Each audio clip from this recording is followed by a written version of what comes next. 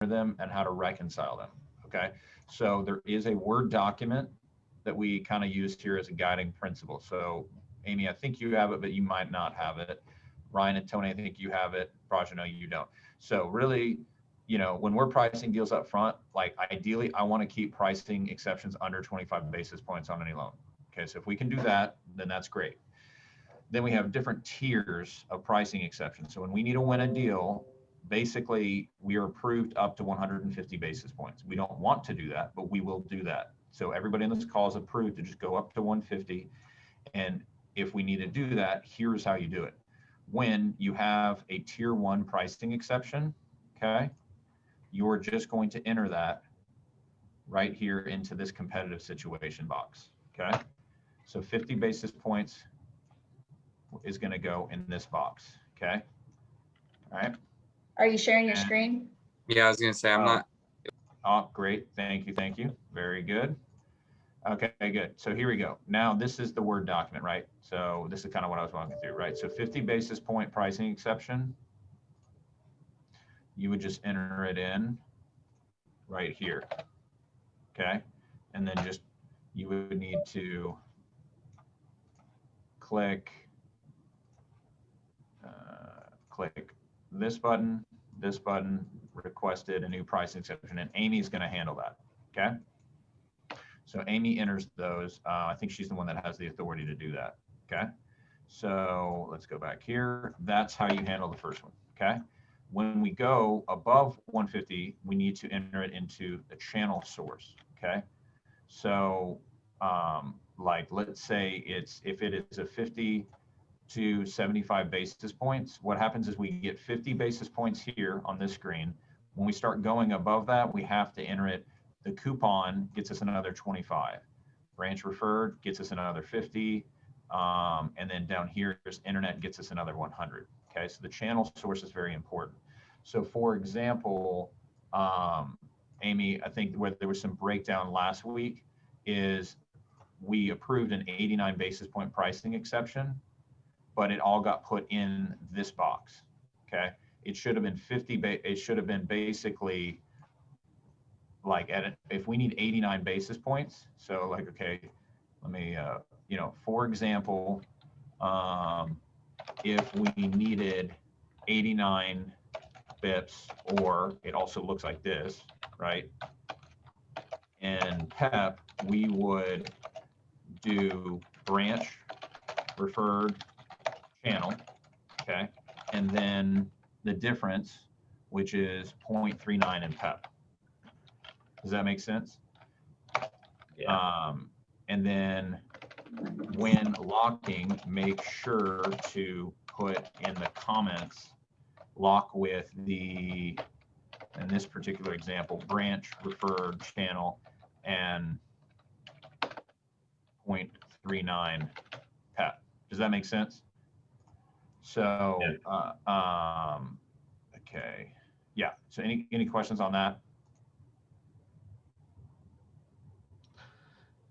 I don't have any questions, but so if we don't put that comment in there when locking. Yeah, the comment is probably the most important at this point. They used to be flexible on this. Yeah, that's what I always thought.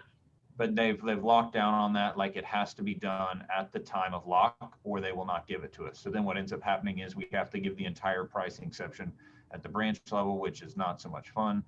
I would like to, I really, for accounting purposes, try to do it this way. So I'm not going to actually, oh shoot. Okay, there we go, Yeah. right? So in this, you have your lock. You're always, like Tony, I think this is what you're talking about. You always check yes here, okay? Even if you're not giving a pricing exception, you have to do that, all right? So please lock with branch referred channel and 0.39, right? So the branch referred channel is what was on the pricing exception form, the 50, right? Yeah, branch referred gets us 50. Okay. Okay. And don't put any more than 50 on there. That's the highest it needs to go on there. Yeah. So But like, so what happens is this is where it's giving it to you in tiers. If you need a branch, if you need if we need a pricing exception between 50 to 100, we would follow this example here. Okay. But let's say so for example, if we needed 0.6 basis PEP, okay, we would do Branch preferred and we would if we're at 50 to 75, we do the coupon channel. Does that make sense? yeah. So we would do coupon channel, okay, which is 25 basis points, 35. right? So 0.6 minus 0.25, and then a 35 basis point PEP. Yeah. Does that make sense? Yeah. So when So Tony and Ryan are sending us the email on the PEP, they're not giving me the difference. They are asking you for the approval for the whole thing, and I have to calculate the difference to enter in the PEP screen.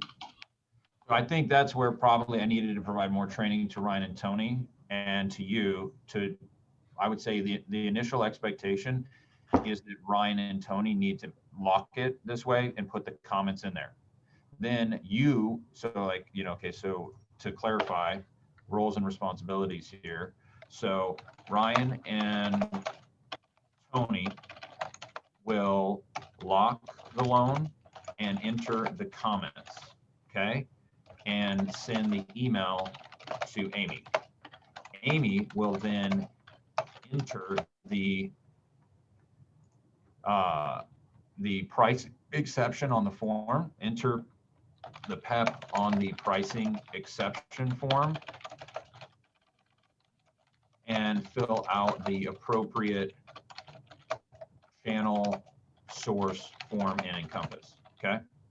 So that way we have clarity on who's responsible for what, right? So Ryan and Tony will do the math. They tell you what to do, Amy, and then you're just entering it in, right? So you're going to enter it in here, and then there's that box somewhere. I don't even know where it is. They've moved it a couple of times. That shows you where to enter it, the channel source form. Does that make sense? So Yeah. Amy, you know how to do that. Yeah, I do that. I was just trying to determine who is giving me that amount. If that's the amount I need to be calculating, or will Tony and Ryan be clear and let me know what the difference is? So I just enter in the exact Going amount. forward, Ryan and Tony can be clear on that. Okay. Right. So let's say we need to do 100 if we need a like 1.1 bips PEP, then on this one we would do 1.1 minus 0.75. We would do branch reduction and a 0.35 basis PEP, okay? Because 110 minus 75 is the difference, okay? So I'm just giving some examples here. This way it'll make it a little more, a little bit clear, right? Then we would do internet and then a 50 basis point PEP. 50. There you go. Yep. Because we're basically trying to keep our PEP under 50. That's kind of what we're approved for. Anything above that, we have to account for it differently. So we emailed Amy the difference, and then so she's only entering basically from 0.1 to 50 in that screen, right? That's right. Yep. And so okay, do we need to let her know, hey, branch reduction internet channel? Yes. So what you'll do is you'll enter it, like when you lock the loan, you enter the notes in the comments box when you lock the loan, right? And then email an Amy and ask her to enter the PEP and the channel source form, right? Yeah. And then she handles the boxes in Encompass. So y'all handle the math. She handles the rest, right?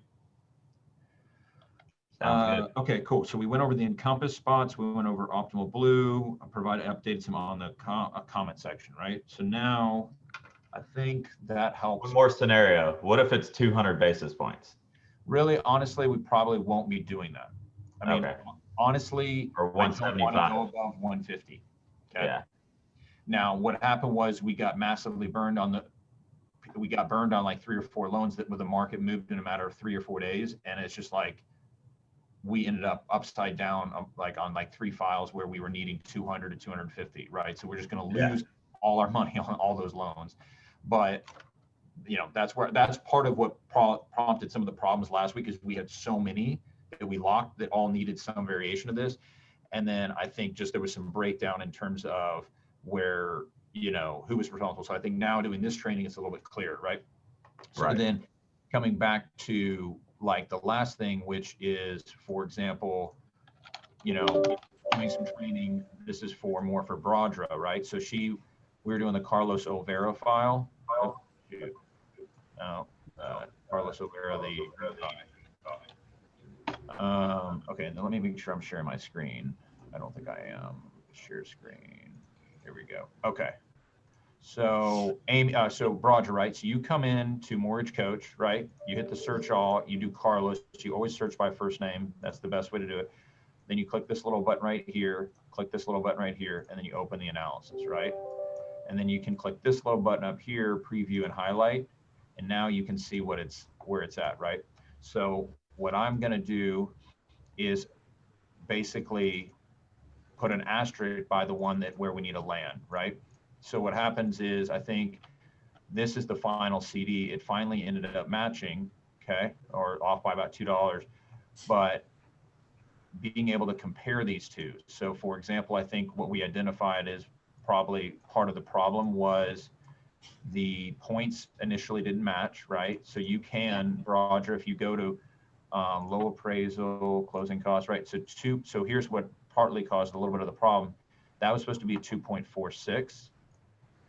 Somehow it ended up at 2.64. So yeah, because it was 3% at first. Yeah, but we never quoted 3%. We always told Right. them 2.46. So something happened either where the lock desk screwed something up, or potentially, you know, Ryan or Tony, I can't remember who was doing this file, when they were updating it to go over the final numbers, there was some kind of breakdown there. This was a condo loan, so I'm wondering if that was potentially it, but I don't know. The other thing that was an issue was, and I got to run here because I got to hop on another call, is this guy's waiving escrows, but they were charging for homeowners insurance, right? Mm-hmm. So it was pushing the cash to close up. And if you go here, you can see we waived homeowners insurance. So we should not be collecting anything.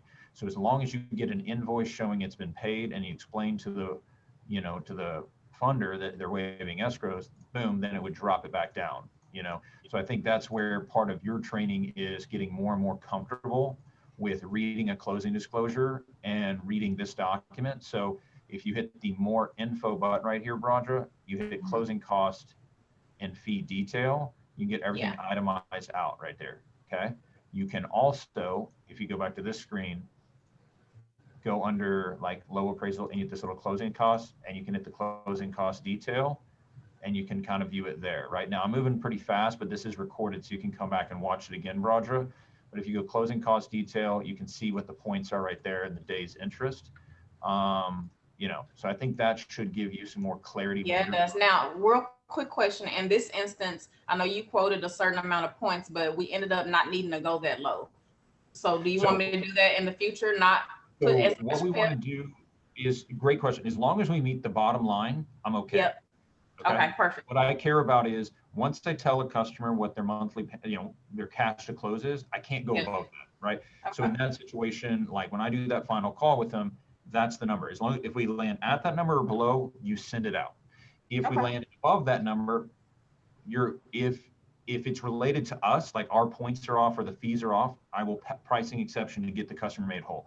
But I'm not going to do a pricing exception to fix a problem related to homeowners insurance. Like we were just making an error on the closing disclosure. HOA. I don't want to. I don't want to do. Or even HOA dues. Like let's say we did a condo and all of a sudden, like the cash to close goes up by $2,000 because of an HOA capital contribution or dues. Then as long as that's the only difference, then we will explain that to the customer and say, hey, like all my fees came in exactly what I quoted you. The only reason your cash to close went up by $1,000 is because you're paying an HOA capital contribution and you're paying HOA dues. Now, obviously, I would like to do a better job of quoting that up front, but sometimes we don't know that information. So it's a little bit harder sometimes. But yeah, is that helpful? Does that sound good? I feel like we got a little more clarity there for everybody, both on the front end and back end. Yeah, no, I'm good. Cool. Yeah. And then Amy, record this, get it over to Hannah, and then she can upload it to the YouTube page, and then we'll continue to source that as a good place for training, so that way y'all know where to go get these trainings. Okay. Cool. Sounds good. All right. Sounds good. I'm going to go hop on the call with Allison. I'll see y'all in a bit. See ya. Bye.